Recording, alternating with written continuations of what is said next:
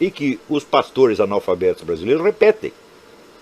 E tem pessoa que tem a ousadia de ser meu aluno e ainda seguir o que dizem esses pastores. Esse pastor que não sabe...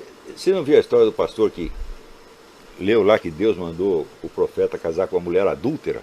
E ele entendeu que Deus mandou ele cometer adultério com ela. Porque ele não sabia, ele não entendeu o acento adúltera.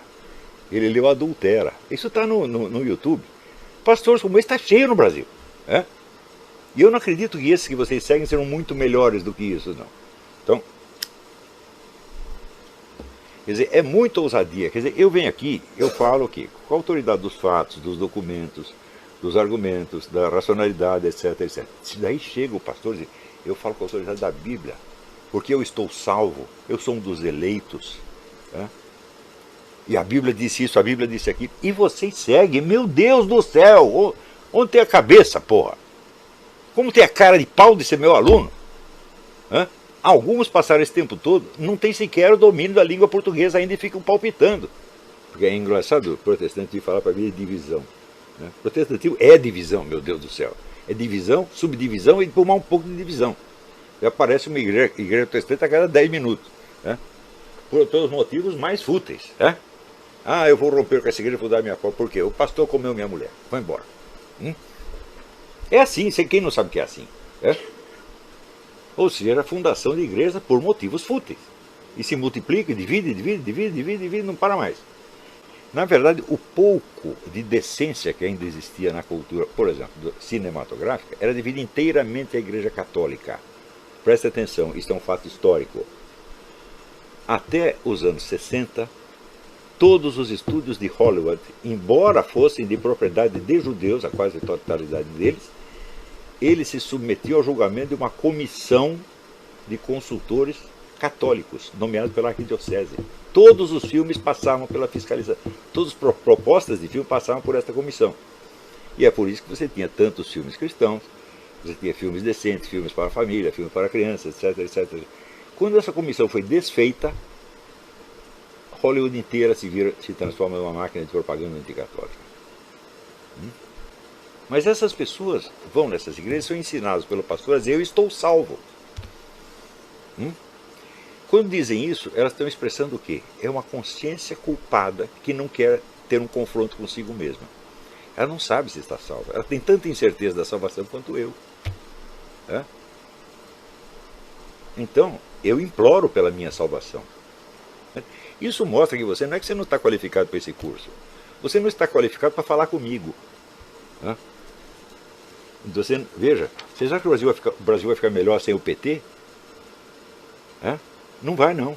Porque o que vem no lugar dele é esse tipo de gente. É pastor ladrão, é pastor pedófilo. Você sabe que o número de pastor pedófilo é enormemente maior que o do padre pedófilo? Por que a mídia inteira, sobretudo americana, só fala de padre pedófilo? E é instigada a isso por igrejas protestantes, evidentemente.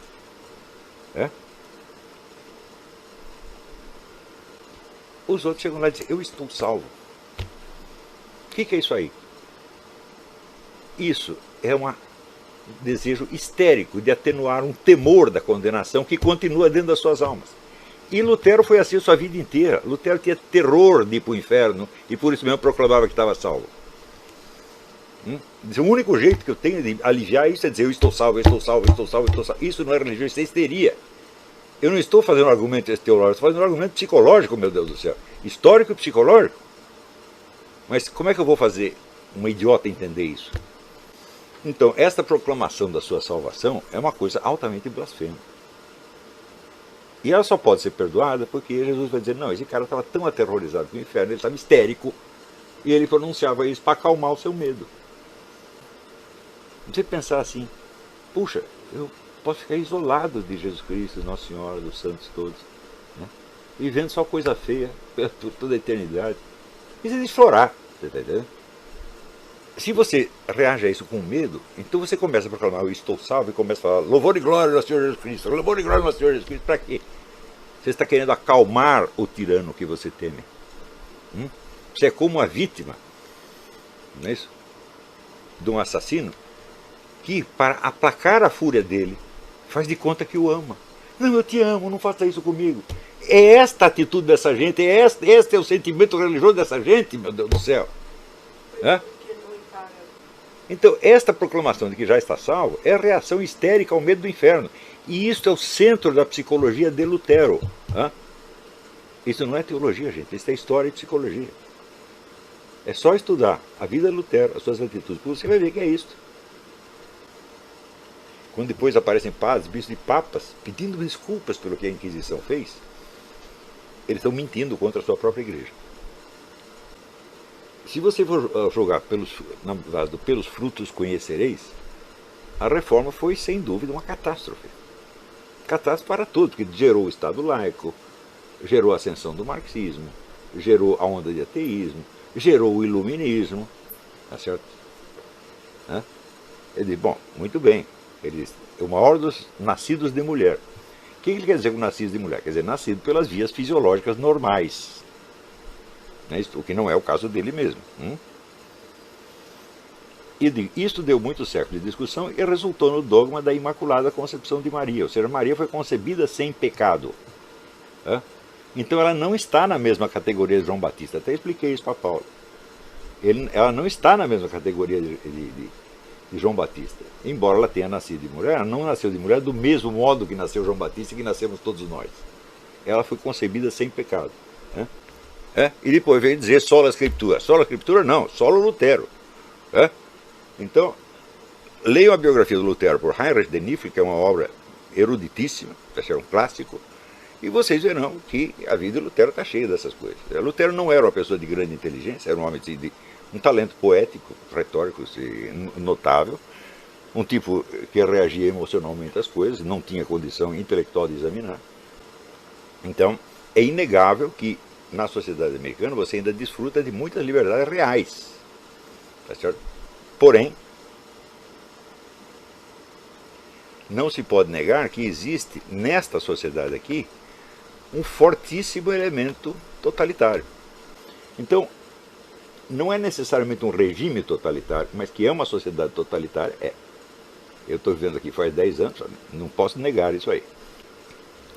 Desde logo a supressão da autoridade política da igreja liquidava toda mediação espiritual institucionalizada entre o governo e o povo, reduzindo a sociedade a um campo de disputa entre duas forças apenas. De um lado, uma poeira dispersa de consciências individuais com suas crenças subjetivas infindavelmente variadas e variáveis, com o direito à livre interpretação da Bíblia. Cada um pode entender a Bíblia do jeito que quiser, pode entender tudo do jeito que quiser. Então você tem opiniões individuais em profusão. Por outro lado, não se pode esquecer que quem difundiu as doutrinas democráticas não foi a Igreja Reformada. Foi uma facção da Igreja Reformada que foi perseguida na Inglaterra pela Igreja Reformada, que mandou matar 40 mil pessoas no seu primeiro ano, cristã, feita apenas para derrubar a Igreja Católica, tá certo? E consagrar o poder da maçonaria. Portanto, também não é de estranhar que a indústria da difamação anticatólica continue eminentemente explorando lendas urbanas e mitos criados pelo protestantismo, como a venda das indulgências, o mito da Inquisição. Segundo a história, a Inquisição matou milhões de pessoas. E, bom, faça as contas e você verá que a Inquisição espanhola matou 20 mil pessoas em 400 anos em 12 países.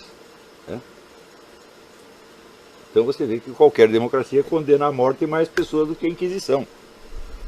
Sem contar que a reforma em um ano matou o dobro disso na Inglaterra. No entanto, o mito está aí. Então, a minha pergunta é essa: se os seus argumentos teológicos são tão lindos, maravilhosos, por que você precisa reforçá-los com tantos mitos, lendas, mentiras, lendas urbanas, etc, etc?